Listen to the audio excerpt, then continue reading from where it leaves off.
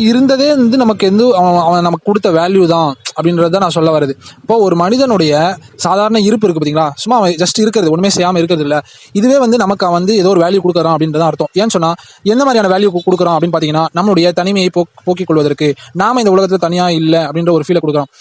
இன்னும் சொல்லப்போனால் நாம வந்து ஒரு இந்த சேன் அப்படின்னு சொல்லுவாங்க, சானிட்டி, அதாவது மனதளவில் ஆரோக்கியமாக இருப்பது. நம்ம வந்து உடல் ஆரோக்கியம் அப்படின்னு எல்லாமே நம்ம புறவயமா மெட்டீரியலிஸ்டிக்கா வெளித்தோற்றத்தில் தெரியக்கூடிய இந்த மாதிரியான விஷயங்களை மட்டும் தான் நம்ம வந்து பார்த்துட்டு இருக்கோம். இதில் மூலமாக மட்டும் தான் நம்ம என்ன பண்ணணும், எல்லாத்தையும் ஜட்ஜ் பண்ண பார்த்துட்டு இருக்கோம். இதுதான் நம்மளுடைய குறைபாடு. நம்ம கூட இன்னொரு ஆப்ஸ்ட்ராக்டான மனம் அப்படின்னு ஒரு விஷயம் இருக்கு, மனிதனுடைய மனது உள்ளம் அப்படின்னு சில விஷயங்கள் இருக்கு அப்படின்ற ஒரு ஆஸ்பெக்ட்ல வந்து நம்ம யோசிக்கிறது இல்லை. ஸோ அதான் நம்மளுடைய ப்ராப்ளம்.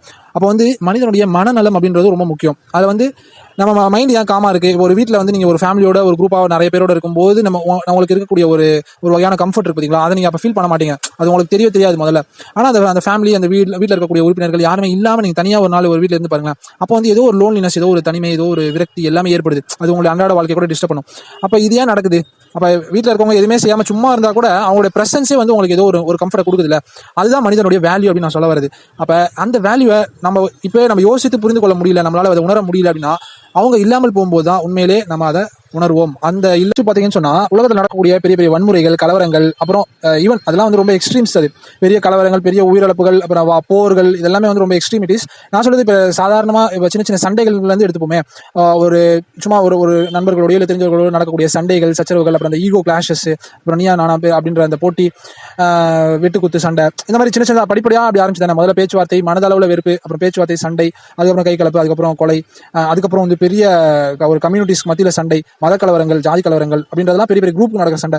அப்புறம் அது வந்து அப்படியே பெருசாகி எக்ஸ்டெண்ட் ஆகி பெரிய அளவுக்கான வார்ஸ், உலக அளவில் நடந்த பெரிய பெரிய வார்ஸ், உலக போர்கள், இது எல்லாமே வந்து ஒரு சின்ன சின்ன மனிதனுக்குள்ள இருக்கக்கூடிய இந்த சின்ன சின்ன காழ்ப்புகளும் வெறுப்புகளும், இந்த மாதிரியான ஒரு என்ன சொல்றது, அரைகுறையான புரிதல் கூட நான் சொல்லுவேன். இந்த அரைகுறையான புரிதல் இருந்து தான் இந்த மாதிரியான பெரிய பெரிய உச்சக்கட்ட வன்முறைகள் இதெல்லாமே நடக்குதுன்னு நான் சொல்லுவேன். ஸோ இந்த ஒரு பேசிக்கான ஒரு ரியாலிட்டியை, இந்த மாதிரியான விஷயங்களை நம்ம யோசிச்சு பார்த்தாலே வந்து இதெல்லாம் ஏன் நடக்குதுன்றது நமக்கு புரிய வந்துடும். அப்போ வந்து பெரிய பெரிய வன்முறையை செய்யக்கூடியவர்கள், அதை வந்து என்ன சொல்றது, செயல்படுத்தி அதை நடத்துபவர்கள்லாம் இருப்பாங்க பார்த்தீங்களா. இது வந்து ஒரு பெரிய இன அழிப்புக்கான ஒரு தயாரிப்பை வந்து உருவாக்குபவர்கள், அதை வந்து திட்டமிட்டு படிப்படியாக வந்து வளர்த்தெடுத்து. ஸோ அப்போ இங்கேருந்து நமக்கு வந்து ஒரு கேள்வி நம்ம எழுப்பலாம். அப்போ மனித வெறுப்பாளர்கள் அப்படின்னு சில பேர் நம்ம வந்து அகைன் இது வந்து இந்த டேர்மை வந்து நம்ம வந்து அப்படியே ஒரு கட் அண்ட் ரைட்டாக நம்ம சொல்ல முடியாது. சில எக்ஸ்ட்ரீமிட்டிஸில் வந்து அவங்க அந்த மாதிரி நடந்துக்கிறாங்க அப்படின்னு சொல்லலாம். கம்ப்ளீட்டாக வந்து மனித வெறுப்பாளர் அப்படின்னு ஒருத்தரால் இருக்கவே முடியாதுன்றது தான் நான் நம்புறது. ஃபார் எக்ஸாம்பிள் எடுத்துப்போமே, பெரிய இன அழிப்புகளை வந்து நிகழ்த்தியவர்கள், அந்த நிகழ்த்துவதற்கான ஏற்பாடுகளை படிப்படியாக செய்து அதை சாதித்தவர்கள் அப்படின்னு சொல்லக்கூடிய ஒருத்தரை சொல்கிறான் தான். எப்பயுமே நான் என்னோட வீடியோஸில் அடிக்கடி நான் சொல்லக்கூடிய ஒரு எக்ஸாம்பிள் வந்து ஹிட்லர். இப்போ ஹிட்லர் அப்படின்னு சொல்லும்போது இங்கே நம்ம ஒரு தனி மனிதன் சார்ந்த விஷயங்களை பற்றி பேசுறதுக்காக இல்லை. ஹிட்லர் அப்படின்ற ஒருத்தருடைய ஐடியாலஜியில், அவருடைய சிந்தனை போக்கில் நடந்த சில மாற்றங்கள், தவறான புரிதல்களால் அவர் வந்து எப்படி வந்து வழிநடத்தப்பட்டார், அதனுடைய விளைவாக, அதனுடைய மிகப்பெரும் ஒரு தீய விளைவால் எத்தனை லட்சம் மனிதர்கள் வந்து இறக்க வேண்டியது இருந்துச்சு, எத்தனை பேர் வந்து அழிய வேண்டியது இருந்துச்சு அப்படின்றத பற்றி நம்ம பேசிட்டு இருக்கோம். ஹிட்லர் கூட பார்த்தீங்கன்னா எல்லா முழு மனிதனுடைய மனித குல வெறுப்பாளன் அப்படின்னு நம்மளால சொல்ல முடியாது அவரை.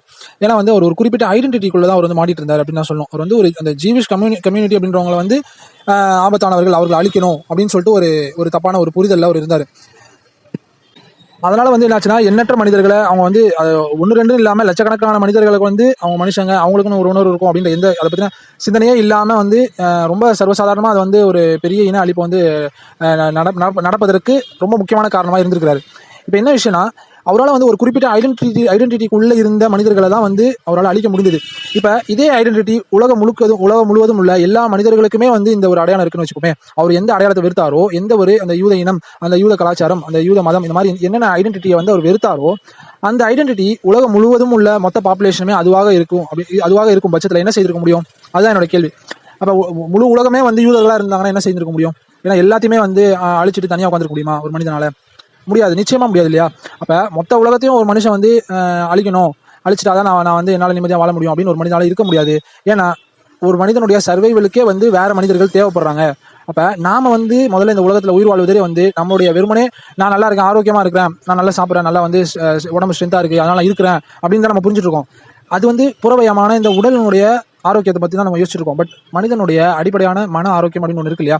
மன ஆரோக்கியம் அப்படின்றது இல்லாமல் போச்சுன்னா அவனால் எப்படி ஆரோக்கியமாக செயல்பட முடியும், எப்படி உயிர் வாழ முடியும் அப்படின்றதான் என்னோட கேள்வி. அப்போ அந்த சானிட்டி வந்து அந்த காப்பாற்றிக்கிறதுக்கு, அந்த மென்டல் ஹெல்த்தை காப்பாற்றிக்கிறதுக்கு மற்ற மனிதர்கள் நமக்கு உதவி செய்றாங்க மறைமுகமாக, நம்மளுடைய சிந்தனைக்கு அது படாட்டியுமே அவங்க உதவி செஞ்சுட்டு இருக்காங்க. ஸோ இந்த விஷயம் வந்து ஹிட்லருக்கு புரிந்தது அப்படின்னு சொன்னா, அவர் வந்து இவ்வளோ ஒரு பெரிய ஒரு வெறுப்பை வந்து ஏற்பட்டிருக்க மாட்டாரு. அவருக்கு வந்து வந்திருக்காது அப்படின்றத நான் சொல்றேன். அப்ப இது போன்ற ஒரு பெரும் என்ன சொல்றது பெரும் அழிவுகளை ஏற்படுத்தக்கூடியவர்கள்லாம் இருக்காங்க பாத்தீங்களா. லட்சக்கணக்கான மக்கள் வந்து சாவறது வந்து பெருசா கவலைப்படாம அதை ஈஸியா கடந்து போகக்கூடிய ஆட்கள் இருக்காங்க பாத்தீங்களா. அவர்களுடைய மனோநிலை என்ன, எது வந்து அவங்கள காப்பாத்திட்டு இருக்கு, என்ன மாதிரியான ஒரு மனோநிலை வந்து அவங்கள வந்து அவங்கள சர்வை பண்ண வைக்குது அப்படின்னு பாத்தீங்கன்னா, அவங்க எல்லாமே ஒரு குறிப்பிட்ட ஐடென்டிட்டியில உள்ள ஆட்களை மட்டும்தான் வந்து என்ன பண்ணாங்க, டார்கெட் பண்றாங்க. அவங்கள மட்டும்தான் வந்து எராடிகேட் பண்ணணும், அழிக்கணும் அப்படின்னு நினைக்கிறாங்க. அப்ப இதுல வந்து ஒரு மறைமுகமான ஒரு உளவியல் விஷயம் என்னன்னு சொன்னா, இந்த ஒரு குறிப்பிட்ட ஐடென்டிட்டியில உள்ள ஆட்களை வந்து நான் அழிச்சிட்டேன்னு சொன்னா கூட, நான் வந்து உயிர் வாழ்வதற்கு எனக்கு சப்போர்ட்டா, எனக்கு கம்ஃபர்ட் தரக்கூடிய வேற மனிதர்கள், வேற அடையாளத்துல உள்ள மனிதர்கள் இருக்கிறாங்க. எனக்கு என்ன சொல்றது, என்னுடைய மனசுக்கு உகந்த அடையாளங்களோட நான் விரும்பக்கூடிய கல்ச்சர், நான் விரும்பக்கூடிய அடையாளங்கள், இதனோடு இருக்கக்கூடிய மனிதர்கள் வேற ஆட்கள் இருக்கிறாங்க. அவங்களா இருக்கிறனால அவங்களோட சேர்ந்து நான் சர்வைவ் ஆயிட முடியும் அப்படின்ற ஒரு விஷயத்தை புரிஞ்சிருக்கனால என்ன பண்றாங்கன்னா, ஒரு குறிப்பிட்ட அடையாளத்துல உள்ளவங்களை அழிக்கிறதுனால ஒன்றும் தப்பு இல்லை, அதனால ஒன்றும் பெரிய பிரச்சனை இல்லை அப்படின்னு சொல்லிட்டு தான் யோசிக்கிறாங்க. யாரு இந்த மாதிரியான இன அழிப்பு ஏற்படுத்தக்கூடியவர்கள், பெரும் பெரும் உலகத்துல வந்து பிரச்சனைகளை, கலவரங்களை இதெல்லாம் உருவாக்குபவர்களுடைய சைக்காலஜி வந்து இந்த மாதிரி தான் இருக்குது. ஸோ அதுதான் வந்து ஒரு என்ன சொல்றது ரியாலிட்டி அப்படின்னு நான் சொல்லுவேன். அந்த ஒரு புகழ்பெற்ற ஒரு சிறுவர்களுக்கான ஒரு நூல் இருக்கு. அது வந்து சிறுவர்களுக்கான நூல் மட்டும் இல்ல, பெரியவர்களும் படித்துக் கொண்டிருக்க ஒரு நூல். அது வந்து பிரெஞ்சில் வெளியான ஒரு நூல். அது பேர் வந்து லிட்டில் பிரின்ஸ். தமிழ்ல கூட வந்து குட்டி இளவரசன் அப்படின்னு சொல்லி டிரான்ஸ்லேட் ஆயிருக்கு. நிறைய காப்பி உலகம் முழுக்க பாத்தீங்கன்னா அது பல்வேறு மொழிகளில் மொழிபெயர்க்கப்பட்டு லட்சக்கணக்கான பிரதிகள் வந்து வித்த ஒரு புத்தகம். அது வெறும் ஒரு 100 பக்கம் தான் இருக்கும். ரொம்ப ரொம்ப சிம்பிளான லாங்குவேஜ்ல ரொம்ப எளிமையா எழுதப்பட்ட ஒரு கதை. ஆனா அதனுடைய ஆழம் இருக்கு பாத்தீங்களா, அதுதான் வந்து இவ்வளவு பேரை வந்து வாசிக்க வைத்திருக்கு. அன்துவான் எக்ஸுபரி அப்படின்ற ரைட்டர் தான் அது எழுதினாரு. அவர் ஒரு பைலட். அவருடைய வாழ்க்கையில பார்த்த அனுபவத்துல இருந்து இந்த மாதிரி ஒரு கதையை அவர் உருவாக்கியிருப்பார். அதுல ஒரு சம்பவம் வரும். அது என்னன்னா, இந்த ஒரு சின்ன குட்டி இளவரசன் சொல்லக்கூடிய அந்த சின்ன பையன் வந்து ஒரு பிளானட்டுக்கு போற மாதிரி ஒரு கதை அமைக்கப்பட்டிருக்கும். அந்த பிளானட்ல வந்து ஒரே ஒரு கிங் இருப்பாரு. அவர் வந்து தன்னுடைய கண்ட்ரோல தான் இந்த உலகமே நடந்துட்டு இருக்கு அப்படின்னு ஒரு மாயையில இருப்பாரு. பட் ஆனா விஷயங்கள் வந்து தானா நடந்துட்டு இருக்கும். நீங்க அந்த கதையை படிச்சீங்கன்னா தெரியும்.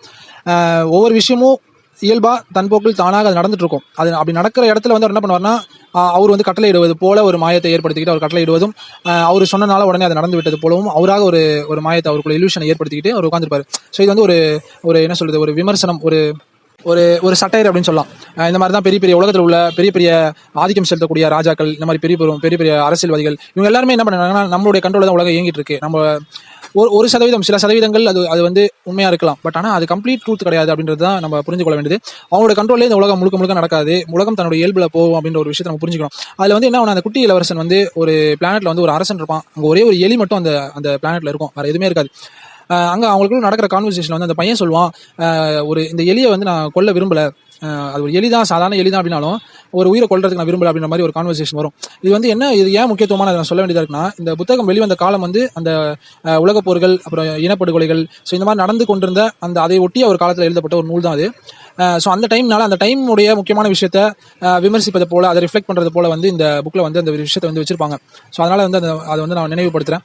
அகைன் நான் இப்போ இந்த வீடியோவில் சொல்ல நினைத்த விஷயம் என்னன்னா, மனித வாழ்க்கையினுடைய முக்கியத்துவம், வேல்யூ அப்படின்றது அடிப்படையில் வந்து ஒரு மனிதனுடைய இருத்தல் அப்படின்றதே இன்னொரு மனிதனுக்கு வேல்யூவான ஒரு விஷயம் தான். அவனுடைய இருப்புன்றதே, அவன் யாரும் தொந்தரவு கொடுக்காம, அடுத்தவங்க கஷ்டப்படுத்தாம ஒரு மனிதன் இருக்கிறானாலே அவன் வந்து இன்னொருத்தவங்களுக்கு ஏதோ ஒரு வகையில் பிரயோஜனத்தை கொடுக்குறான் அப்படின்றத நான் உங்களுக்கு சொல்ல விரும்புகிறேன்.